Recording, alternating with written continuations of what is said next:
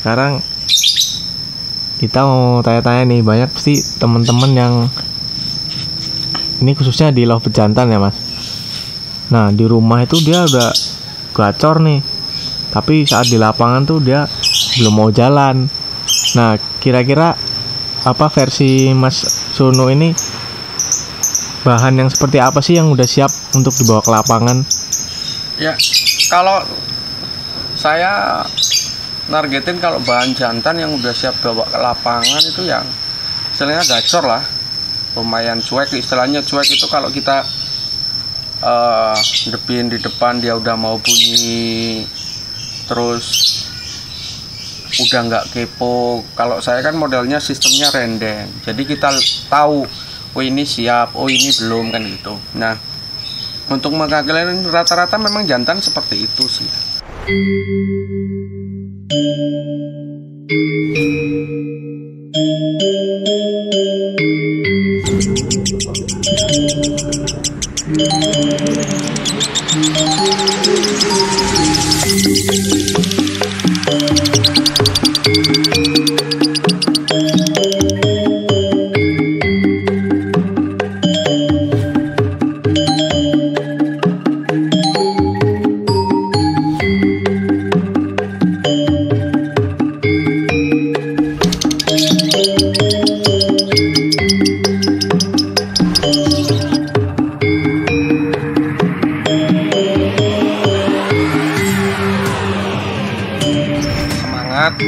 Sabar, pokoknya pantang menyerah, dan yang terakhir yang penting yakin.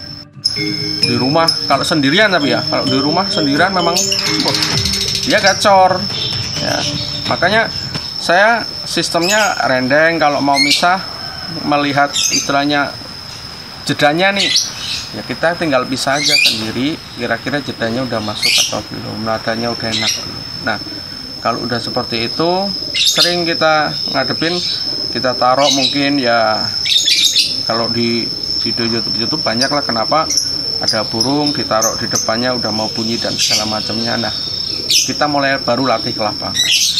Nah di lapangan juga pengondisiannya ya kita bawa aja. Ya mungkin kalau pertama kali ya boleh lah, nggak boleh istilahnya hanya ditaruh lah di bawah. Kira-kira kalau udah mau bunyi apa belum. Kalau istilahnya dia di bawah sekitaran lokasi gantangan dia udah mau bunyi, ya kita mulai pelan-pelan melatihnya ya. Nggak hanya sekali gantang nggak bunyi, ya itu wajar. Bahkan nggak hanya sekali 2 kali kan gitu kalau di gantangan. Kalau jantan gimana mapannya kita lihat pada saat kita gantang. Kalau memang dia sudah anteng, enggak istilahnya nggak bunyi atau apa, berarti kita sudah punya poin plusnya, dia udah nggak kepo kan gitu. Tinggal kita nanti pulangnya kita pikir lagi, loh tadi nggak bunyinya kenapa kan, apa dia nyisir ya. Kebanyakan biasanya jantan nyisir, kalau nggak diem aja itu udah ada poin plusnya kan. Kita tinggal mencari masalahnya, kira-kira kalau dia didis itu penyebabnya apa. Mungkin ada yang nggak mau dimandiin atau kurang jemurnya, kita tinggal cari itunya, poin-poinnya kan gitu. Nah dari situ kita bisa, kalau bahasa kerennya evaluasi lah. Pada saat kita harus pulang gantang, kita harus tahu hasilnya itu, yang burung yang kita gantang itu tadi seperti apa. Jadi untuk kedepannya, mungkin minggu depannya ya diharapkan ada perubahan kan gitu. Mungkin sekarang nggak bunyi minggu ini, minggu depan bunyi pendek-pendek, itu udah ada perubahan kan gitu. Nah kebanyakan kan, nah kalau saya kebetulan kalau selama ini jantan masih apa ya, kalau bawah yang agak-agak setengah dia masih ada sifat vektornya. Jadi kalau saya ngelatih ke lapangannya itu meminimalisir kondangan lah. Kenapa? Karena kalau ada masih sifat vektornya, dia masih berharap masih bisa mau bunyi kan gitu. Berbeda kalau kita berbicara dia udah di rumah, udah fase dobelan, terus udah jedanya enak, di gantangan kita kurang tahu kenapa dia belum jalan atau kenapa penyebabnya kan kita harus cari. Tetapi kalau saya masih bawa yang agak hektar aja untuk meminimalisir kondangan lagi. Kenapa? Nah itulah yang penting jantannya. Kalau saya udah bawa ke lapangan biasanya udah ada pasangannya lah, entah itu baby, jantan sama jantan, biasanya saya seperti itu. Jadi kita lihat, nah nanti dari kita sering gantang yang penting jalan, mau enti hanya balik tiket dan segala macamnya, kita nggak ngerasa bosan. Tapi kalau di rumah udah enak digantang diam terus, biasanya orang itu apa ya, cepet bosan, terus agak nyerah lah, kondangan meneh kan kayak gitu sih. Jadi misalnya kalau saya menilai itu ya masih ada ngoek-ngoeknya, nggak masalah kan gitu. Nanti sering kita gantang, akhirnya jedanya mulai rapat, dobelannya dapat, biasanya seperti itu. Untuk mengatasi si jantan ini kalau di rumah memang, kalau tetapi walaupun dia masih ada meternya, cuman kalau memang di rumah yang saya bawa itu memang dia udah cuek kan gitu. Mau saya taruh di depan, mau saya pegang, dia memang udah bunyi. Nah itu baru saya latih dengan seperti itu. Tapi dengan kondisi nggak apa-apa dia masih vektor kan gitu. Biasanya jantan seperti itu. Dia awalannya memang kuek-kuek, tapi kalau pada saat dia udah nyaman di pertengahan atau itu, dia on sendiri seperti itu. Untuk biar kita nggak bosen aja lah. Nah selama di rumah itu proses pengacorannya tetap pakai pakan kencang ya? Kalau saya ya rata-rata kalau jantan masih pakai pakan kencang, karena untuk apa ya, biar dia ada birahinya terus lah. Jadi kita tahu kalau kita berbicara apa jantan harus wajib pakan kencang, sebenarnya tinggal kitanya merawatnya sih. Kalau saya memang sukanya yang makan kencang, karena apa, lebih cepat gacor.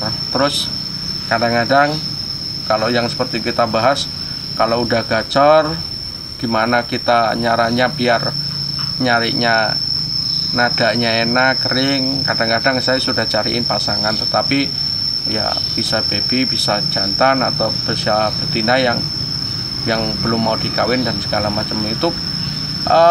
Istilahnya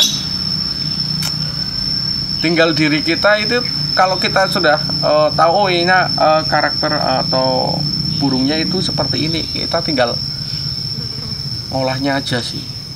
Jadi nggak bisa kita paksain kalau ini saya punya bahan jadi harus gacor atau harus konslet 2 pohon, kita nggak bisa.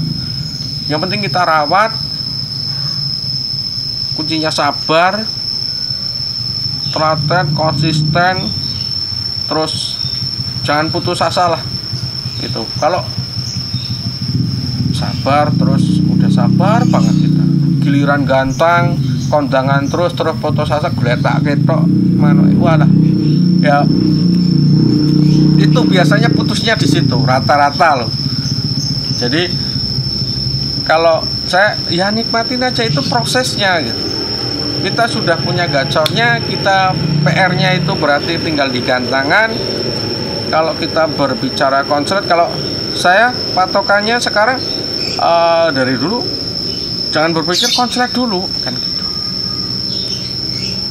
Jadi gimana caranya ini jantan kalau udah gacor, kita nanti proses di gantangan dia mau jalan seperti apa. Nah kalau untuk bonusnya, kalau dia memang mempunyai bakat konslet, dia akan konslet kalau kita sering gantang. Kalau nggak pernah kita sering gantang, ya banyak mungkin burung-burung kalau di rumah itu semuanya mungkin gacor lah ya istilahnya.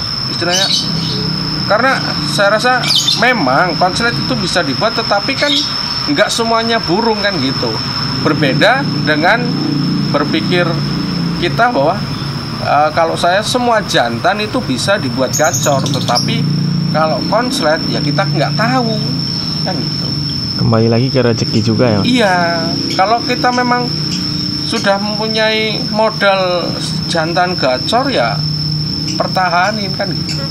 Nggak kontangan, gantang, nggak bunyi, gantang lagi nggak bunyi. Ya memang kita, kalau saya harus punya urutan, hari ini saya gantang,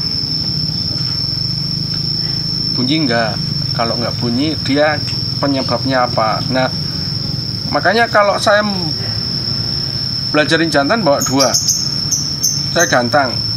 Kalau yang kepo ya saya kembalikan lagi ke proses yang masih terus, pokoknya nganti hilang. Pokoknya kalau saya poin jantan itu digantung, dia diem aja, nggak ngejar lawannya, itu bagi saya udah poin plus kan gitu. Tinggal kita ngolahnya. Jadi proses penggacoran itu kan kita pakai waktu, nggak langsung burung kasih pakan kenceng biar gacor, enggak. Jadi punya tahap-tahapan, kita rawat. Kalau saya sukanya pakan kenceng, berarti dia terus pakan kenceng. Kalau ada juga yang nggak mau pakai pakan kenceng, saya juga udah saya pakan kenceng kok malah nggak mau bunyi, malah birahi terus, berarti saya berpikir, oh mungkin kalau dikasih pakan biasa mau. Ya ada yang seperti itu, ada. Jadi tinggal kita sendiri aja yang melihat burung kita pada saat kita rawat. Kalau dipakan kencang seperti apa, pakan biasa seperti apa. Nah tinggal kita, kan yang kita rawat ya harusnya kita tahu lah, nggak mungkin orang lain kan gitu ya. Mungkin kalau orang lain nanya, oh burung saya udah dipakan kenceng kok nggak mau bunyi loh, ya coba dipakan polos, nggak harus langsung dipakan kenceng kan gitu. Kalau saya dapat bahan, saya pakan kenceng dulu, gacor enggak, kalau gacor saya terusin, kalau enggak saya rubah kan gitu. Intinya tinggal kita aja. Kalau memang dia polos saja udah gacor lah, ngapain kita harus dipakan kenceng, kan kembali lagi ke diri kita kan.